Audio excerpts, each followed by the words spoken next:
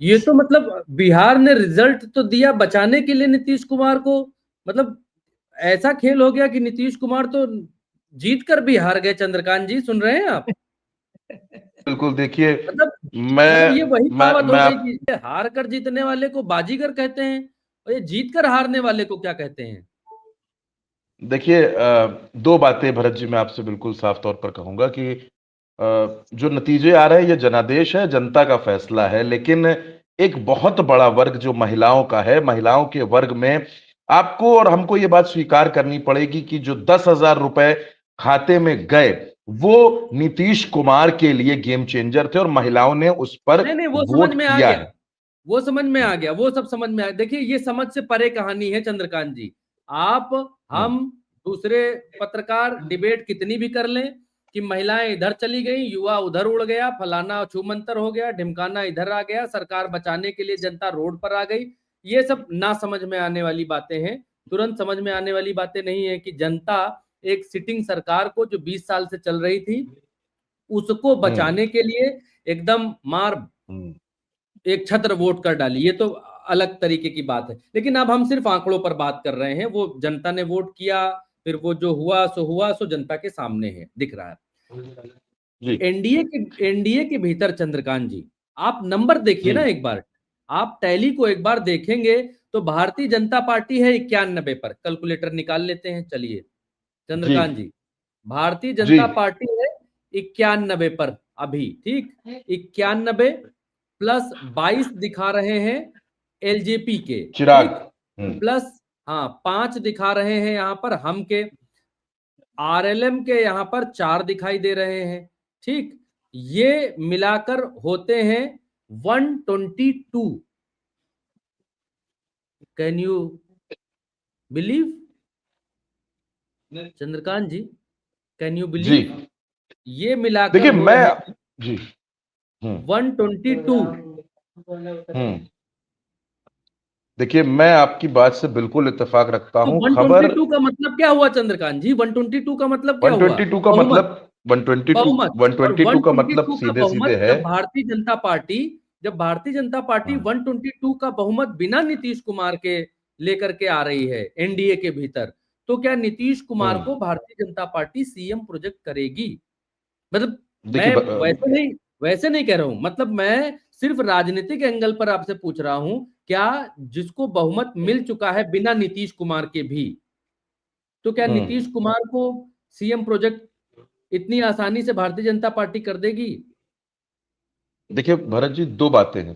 पहली बात तो यह है कि भारतीय जनता पार्टी के सामने अभी बंगाल का चुनाव आ रहा है और अलग अलग राज्यों में चुनाव आ रहा है। तो बीजेपी नीतीश को एकदम से हटाकर अपनी बदनामी नहीं कराना चाहेगी गठबंधन के बाकी दलों के बीच में। और सबसे हम्म। बड़ी वजह यह है कि नीतीश कुमार भले ही राज्य स्तर पर कमजोर हो गए हों या वो हम्म। आज भारतीय जनता पार्टी के लिए जरूरत ना हो, और हम्म। लेकिन नीतीश की जरूरत आज दिल्ली में है। अब बीजेपी वो नहीं कर सकती कि एक वक्त तो मैं तेरी जरूरत बना रहा, फिर वक्त आया तो तेरी जरूरत बदल गई। आज आप जरूरत नहीं बदल सकते। नीतीश कुमार आपके लिए जरूरी है, मजबूरी है, जो भी है। लेकिन दो तरह के पक्ष इसमें सामने आ रहे हैं। पहला यह है कि बीजेपी नीतीश कुमार को इस बात के लिए तैयार करेगी कि वो सम्मानजनक तरीके से रिटायरमेंट ले लें, पहला। हम्म। और हम्म। उसके उसके बदले में बीजेपी उनको दो अहम विभाग और एक डिप्टी सीएम की कुर्सी जेडीयू के कोटे में दे सकती है। यह फॉर्मूला जिसकी चर्चा हो रही है, और हम्म। बीजेपी इस बात के लिए नीतीश कुमार को तैयार करने की कोशिश करेगी, पहला यह है। हम्म। दूसरा, कहा यह भी जा रहा है कि बीजेपी यह चाहती है कि अगर नीतीश कुमार को वो मुख्यमंत्री बनाती है, एक बड़ा मैसेज देने के लिए कि देखिए, जो कि अमित शाह ने बयान दिया था कि हमारी सीटों की संख्या तो आज भी ज्यादा है, लेकिन हम्म। हमने मुख्यमंत्री की कुर्सी नीतीश कुमार को दी है। देखिए भरत जी, साल 2000 में और 2020 में यह हुआ है कि जब भारतीय जनता पार्टी मजबूत हुई है तब नीतीश कुमार का दखल कमजोर हुआ है, बीजेपी का दखल बढ़ा है। अगर मैं मौजूदा आपसे बात करूं तो 29 मंत्री हैं बिहार की सरकार में, उनमें से 16 बीजेपी के हैं और 13 जेडीयू के हैं। दोनों हम्म। डिप्टी सीएम की कुर्सी पर कब्जा बीजेपी का है, स्पीकर की हम्म। कुर्सी पर कब्जा बीजेपी का है, यानी बीजेपी ने चौतरफा कब्जा कर रखा है। लेकिन हम्म। क्योंकि आपकी ये बात बिल्कुल ठीक है, बीजेपी आज की तारीख में इस स्थिति में है कि वो बिना नीतीश कुमार के सरकार बना सकती है, तो नीतीश कुमार उस पर बेवजह का दबाव नहीं बना सकते। और मुझे लगता भी यही है कि नीतीश कुमार बेवजह का कोई दबाव नहीं बनाएंगे, क्योंकि अगर आप इन नतीजों का एनालिसिस करिए पॉइंट दर पॉइंट, तो चिराग पासवान बीजेपी के लिए हनुमान बन गए हैं वाकई में। अगर चिराग पासवान 28 सीटों पर लड़कर कहीं 8 पर सिमट जाते, तो जो बात आप कह रहे हैं कि बीजेपी 122 सीटों के साथ अपनी सरकार बना सकती है नीतीश के बिना, चिराग के बिना वो संभव नहीं हो सकता था। चिराग पासवान को आपको मानना पड़ेगा। और आप चिराग पासवान नहीं, आप सबसे ज्यादा चिरौरी किस बात पर हुई? सबसे ज्यादा ये हुआ कि भाई जीतन राम मांझी और उपेंद्र कुशवाहा अपनी सीटों को लेकर अड़े थे, उनको 6-6 सीटें दी गई, लेकिन उनका स्ट्राइक रेट देखिए। जीतन राम मांझी कितना बेहतर प्रदर्शन कर रहे हैं, उपेंद्र कुशवाहा कितना बेहतर प्रदर्शन कर रहे हैं, और जीतन राम मांझी के साथ आने से जो 3% मुसहर समाज का वोट था, वो सीधे सीधे जाकर के जुड़ गया भारतीय जनता पार्टी के साथ।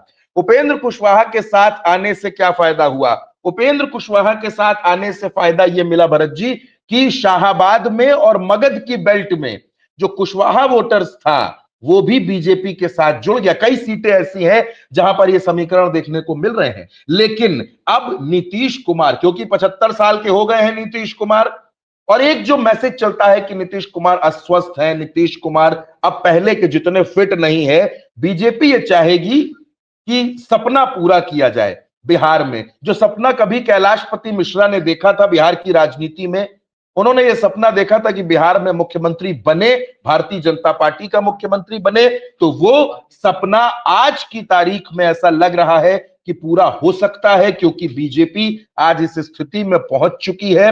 और इसके पीछे देखिए तमाम कारण भी हैं, तमाम इस पर पहलू भी हैं। सबसे बड़ी बात यह है कि प्रधानमंत्री नरेंद्र मोदी ने पूरे बिहार के कैंपेन में जबरदस्त मेहनत की है, इस बात को स्वीकार करना पड़ेगा। अमित शाह ने पूरी रणनीति बनाई, संघ की रणनीति चली, लेकिन मैं फिर कह रहा हूं, गेम चेंजर जीविका दीदी है।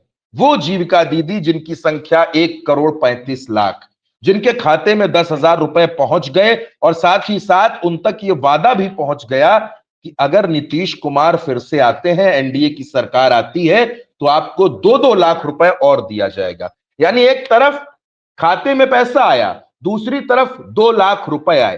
तेजस्वी यादव ने जरूर कहा कि हम 30,000 रुपए महीना देंगे, हम 30,000 रुपए की सैलरी कर देंगे, भत्ता दे देंगे, लेकिन आप सोच कर देखिए कि कहां 30,000 रुपए और कहां 2 लाख रुपए का वादा। कहां तो आप वादा कर रहे हैं देंगे, और भारतीय जनता पार्टी और नीतीश की सरकार ने खटाक से 10,000 रुपए खाते में क्रेडिट करवा दिए। इसका भी एक बड़ा मैसेज रहा। और एक वजह जिसको मैं मानता हूं, कोई माने ना माने, लेकिन प्रशांत किशोर और तेजस्वी यादव, प्रशांत किशोर ने कहा कि हम सत्ता में आएंगे तो शराबबंदी को हटा देंगे, तेजस्वी यादव ने कहा कि हम आएंगे तो शराबबंदी के कानून की समीक्षा करेंगे। बिहार की महिलाएं, आप दोनों लोग ने बिहार में लंबा वक्त बिताया है, बिहार की महिलाएं शराबबंदी को लेकर बहुत, जब आप उनसे बात पूछिए कुरेदिए, तो वो ये कहती हैं, नीतीश कुमार की तारीफ करती हैं शराबबंदी को लेकर, क्योंकि वो नहीं चाहती कि शराब पीकर उनके घर में उनका बेटा या उनका पति या उनके घर में कोई भी परिजन उनको अपमानित करे। एक महिला को मैं सुन रहा था, बिहार में वोट देकर निकली थी, उन्होंने ये तो नहीं बताया कि वो किसको वोट देकर आई हैं, लेकिन उन्होंने ये बात जरूर कही कि हम बस इतना चाहते हैं कि महिलाओं का मान सम्मान सुरक्षित रहे। इतनी सी लाइन में सारा मैसेज उन्होंने दे दिया था कि उनका वोट किस तरफ गया होगा या वो क्या चाहती हैं। एक तो महिला बड़ा फैक्टर रही, दूसरा तेजस्वी यादव ने सोचा कि जब उन्होंने ये वादा किया कि हर घर को हम सरकारी नौकरी दे देंगे, तो असल में इस वादे को जितना सीरियस नहीं लिया गया, उससे ज्यादा इसको बीजेपी ने हास्यास्पद बना करके इसकी हवा निकालने की कोशिश कर दी कि भाई हर घर में सरकारी नौकरी का मतलब है कि बिहार में इतने घर हैं, 2,40,00,000 लोगों को नौकरी कैसे देंगे, 20 लाख तो पोस्ट है। लेकिन फिर बीजेपी अपने ही घोषणा पत्र में वादा करती है कि 1 करोड़ रोजगार हम देंगे, 1 करोड़ नौकरी देंगे। बीजेपी के वादे पर ज्यादा भरोसा इसलिए हो जाता है क्योंकि राज्य में सरकार थी, केंद्र में सरकार थी, और खुद प्रधानमंत्री इस बात को कह रहे थे। तो एक तो ये था युवाओं के बीच में। मैं ये नहीं कह रहा कि तेजस्वी यादव ने जो घोषणा की, जो वादा किया, वो गलत था, लेकिन जो नतीजे दिखा रहे हैं उन नतीजों में ऐसा लग नहीं रहा कि महिलाओं और युवाओं ने बहुत ज्यादा भरोसा तेजस्वी यादव पर किया है। देखिए, तेजस्वी यादव पूरे चुनाव में एक बात कहते रहे कि आरजेडी उनकी नकल, जेडीयू उनकी नकल कर रही है, उनको फॉलो कर रही है। ठीक बात है, मैं भी मान सकता हूं इस बात को। भाई, कोई भी दल हो, कोई भी नेता हो, आप जनता से क्या वादे करेंगे? सड़क, बिजली, पानी, यही तो वादे करेंगे। शिक्षा, स्वास्थ्य, रोजगार, इसी के तो वादे करेंगे। नीतीश कुमार ने सरकार में वो क्योंकि थे तो उन्होंने चुनाव के पहले पिटारा खोल दिया था, वकीलों के लिए, पत्रकारों के लिए, किसानों के लिए, महिलाओं के लिए, फ्री बिजली के लिए। ऐसा कोई वर्ग नहीं था जिसको नीतीश कुमार ने छुआ ना हो। हर एक को साधने की कोशिश की। और आपको याद होगा, चुनाव से बहुत पहले, तकरीबन 2-3 महीने पहले, नीतीश कुमार लगभग हर जिले का दौरा कर रहे थे। हजारों हजार करोड़ की सौगातें दी जा रही थी। योजनाओं, उद्घाटन, शिलान्यास, लोकार्पण धुआंधार तरीके से चल रहा था। और एक बात आपको इसमें नोटिस करनी पड़ेगी, एक और बात इसमें आपको ध्यान देनी पड़ेगी। नीतीश कुमार को लेकर जो लाइन कही जाती है कि नीतीश सबके हैं, तो वाकई नीतीश सबके हैं। राजनीतिक तौर पर सहमति असहमति अलग अलग हो सकती है, लेकिन नीतीश कुमार वो नेता है जिनको सामान्य में भूमिहार भी पसंद कर लेता है, कुर्मी भी पसंद कर लेता है। जी चंद्रकांत जी, एक फॉर्मूला और बहुत तेजी से आ रहा है, राजनीतिक गलियारों में इसकी चर्चा होने लग गई है। भारतीय जनता पार्टी अपना सीएम न बना करके, जो आप बात कर रहे थे कि इससे बहुत गलत मैसेज जाएगा कि ठग लिया, चिराग पासवान को सीएम कैंडिडेट घोषित कर दे और सांप भी मर जाए, लाठी भी न टूटे। मैं भरत जी आपकी इस बात पर सहमत हूं। आपको याद होगा, हमारी और आपकी जब जब चुनाव को लेकर चर्चाएं हम लोगों ने की हैं, जब जब बात की है, तो एक बात हमेशा निकल करके आई है कि बीजेपी चिराग पासवान पर दांव भी लगा सकती है। आज की तारीख में भरत जी, बीजेपी के पास सब कुछ है, सब कुछ है। उसके पास ओबीसी मुख्यमंत्री भी है, राजपूत मुख्यमंत्री भी है, ब्राह्मण मुख्यमंत्री भी है, सब कुछ उसके पास है। अगर कुछ नहीं है तो एक दलित मुख्यमंत्री, जिसको वो ये कह सके कि हमने दलित को मुख्यमंत्री बनाया है। और वो कमी चिराग पासवान में पूरी हो जाती है। और आप इस बात को मानिए, मैं आपसे आज अपने इस प्लेटफॉर्म पर खुलकर कह रहा हूं, अगर बीजेपी चिराग पासवान को बिहार में मुख्यमंत्री बना देती है, नीतीश इस बात का सपोर्ट कर देते हैं और चिराग मुख्यमंत्री पद की शपथ ले लेते हैं, तो ये हिंदुस्तान की राजनीति में एक बहुत बड़े परिवर्तन का संकेत होगा, बहुत बड़े परिवर्तन का संकेत होगा। और इसका असर आप कहीं देखें या ना देखें, लेकिन उत्तर प्रदेश में इसका असर आपको जरूर दिखाई देगा। क्योंकि मायावती इस बात को स्वीकार करने में कहीं से कोई दो राय नहीं है कि मायावती 3 बार भारतीय जनता पार्टी के सहयोग से मुख्यमंत्री बनी है। सिर्फ एक बार वो अपने बलबूते सत्ता में आई हैं, 3 बार उनको बीजेपी ने मुख्यमंत्री बनाया है। और अगर बीजेपी चिराग पासवान को मुख्यमंत्री बनाने जा रही है, तो आप ये मान लीजिए कि बिहार में भारतीय जनता पार्टी अपने जनाधार को बहुत ज्यादा मजबूत कर लेगी। और आने वाले वक्त में यह भी हो सकता है कि बिहार में कई दलों की राजनीति को वो अप्रासंगिक बना दे। लेकिन क्योंकि यह राजनीति है और राजनीति में चिराग पासवान जितनी सीटों पर जीत कर आ रहे हैं, अगर वो उनको मुख्यमंत्री बनाती है तो इसके लिए नीतीश की सहमति की जरूरत होगी। और अगर नीतीश सहमति नहीं देते हैं तो जैसा कि आपने कहा, भारतीय जनता पार्टी आज की तारीख में इतनी मजबूत है कि अपने दम पर वो सरकार बना सकती है। केपी मलिक सर अभी जुड़े थे, वो ये बात कहकर गए और मैं उनकी बात में समर्थन मेरा भी है। मैं मानता हूं इस बात को कि विधायक टूटना कोई बड़ी बात नहीं है, चाहे वो कांग्रेस के विधायक हो, चाहे आरजेडी के विधायक हो, चाहे वाम दलों के विधायक हो। भरत जी देखिए, चुनाव कहीं का भी हो, अब इस राज्य का चुनाव है, इस पर एक लंबी बहस है। बीजेपी क्यों जीती, हम इस पर भी बात कर सकते हैं, या क्यों जीत रही है, हम इस पर भी बात कर सकते हैं। आरजेडी कहां पर हार रही है, हम इस पर भी बात कर सकते हैं। लेकिन मेरा ऐसा मानना है, जीत और हार तो दो पहलू हैं, कोई जीतेगा कोई हारेगा। बिल्कुल। आप इस बात को मानिए कि मेरा ऐसा मानना है कि एक होता है हार जाना और एक हो जाता है पराजित हो जाना। दोनों में जमीन आसमान का फर्क है, शाब्दिक अर्थ तो दोनों के एक जैसे हैं। अगर तेजस्वी यादव इस हार को हार मान लेंगे तो आने वाले वक्त में वो कभी मुकाबला नहीं कर पाएंगे। लेकिन अब अगर अपने आप को हारा हुआ ना मानकर पराजित मानेंगे, क्योंकि पराजित व्यक्ति जो होता है वो परास्त व्यक्ति से कई गुना ज्यादा बेहतर होता है। तो तेजस्वी यादव अगर मेहनत से संभालेंगे तो बिहार में आरजेडी के संगठन को और आरजेडी को एक बार फिर से संभाल लेंगे। लेकिन दूसरी तरफ मैं आपसे फिर कह रहा हूं, जिस बात का संकेत आप दे रहे हैं, जिस बात का संकेत आपने दिया है, अगर चिराग पासवान के नाम को लेकर, चिराग पासवान को लेकर कोई बड़ा फैसला बिहार में भारतीय जनता पार्टी करने जा रही, क्योंकि इस बात से मैं सहमत इसलिए भी हूं क्योंकि भारतीय जनता पार्टी हमेशा चौंकाती है भरत जी, अपने फैसलों से वो हमेशा चौंकाती है। इसके 10 उदाहरण आपके सामने भी हैं, हमारे सामने भी है, पूरे पैनल के सामने। हम इस बात को जानते हैं, समझते हैं। आज तेजस्वी यादव हार चुके हैं। आज तेजस्वी यादव की जो मेहनत थी, आज कोई ये बात नहीं करेगा कि तेजस्वी यादव ने कितनी रैलियां की। आज कोई ये बात नहीं कहेगा कि तेजस्वी यादव ने हेलीकॉप्टर को ट्रैक्टर बना दिया। आज लोग इस बारे में बात कर रहे हैं कि तेजस्वी यादव चुनाव हार गए। आज आकलन इस बात पे भी हो रहा है कि क्या कांग्रेस को इतनी ज्यादा सीटें देना तेजस्वी यादव की गलती है। आज आकलन इस बात पर भी हो रहा है कि क्या ओवैसी को अपने साथ लेकर ना चलना महागठबंधन का नुकसान कर गया। सारी बातों पे बात हो रही है, क्योंकि भरत जी, सफलता के 100 बाप होते हैं और असफलता हमेशा अनाथ रह जाती है। ये एक बहुत बड़ी बात है, आपको इसको स्वीकार करना पड़ेगा।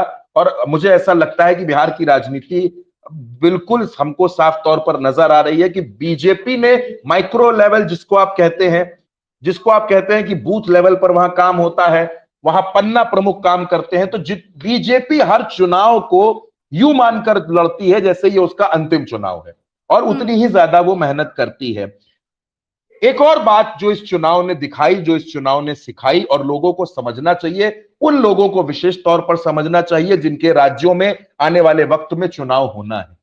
भीड़ कभी भी चुनाव में जीत या हार का पैमाना नहीं हो सकती है। इस बात को समझना पड़ेगा, और अगर इस बात को वक्त रहते समझ जाए तो सियासी दलों के लिए बेहतर रहेगा। जैसे मैं अगर आपसे बीजेपी की बात कर रहा हूं या तमाम चीजों की बात, एक बात इसमें आपने और नोटिस की होगी कि मंचों से बहुत ज्यादा हिंदू मुसलमान करने की कोशिश इस बार बीजेपी ने नहीं की, क्योंकि नीतीश कुमार का क्लियर संदेश था कि उनके चुनाव में बिहार में इस तरीके के भाषणबाजी ना हो। बीच में कुछ लोगों ने ऐसी भाषणबाजी करने की कोशिश की, उनको रोका गया। क्योंकि तो आप देखिए, नरेंद्र मोदी का या अमित शाह का या पूरी की पूरी बीजेपी का जो टारगेट था वो लालू प्रसाद का कार्यकाल था, वो राबड़ी देवी का कार्यकाल था, और वो बार बार कहते थे कि यहां जंगल राज है। मुझे एक बार याद है, रैली में प्रधानमंत्री ने 300 बार जंगल राज का जिक्र किया। तो जंगल राज का जिक्र उन्होंने 300 बार किया, और बार बार ये बताने की कोशिश की कि 90 के दशक से लेकर 2005 तक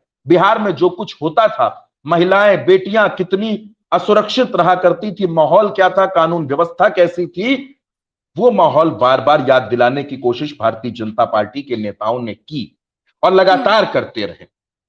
एक बात मैं आपसे और कहना चाहूंगा, हालांकि वो बेअसर रह गए प्रशांत किशोर ने बहुत बड़ी बड़ी बातें कही थी कि अगर नीतीश 25 सीटें जीत गए तो ये हो जाएगा, वो हो जाएगा। हाँ, लेकिन मैं आपसे एक बात और कह सकता हूं, हालांकि प्रज्ञा जी, मैं एक छोटी सी जानकारी भी आपके साथ साझा कर देना चाहता हूं।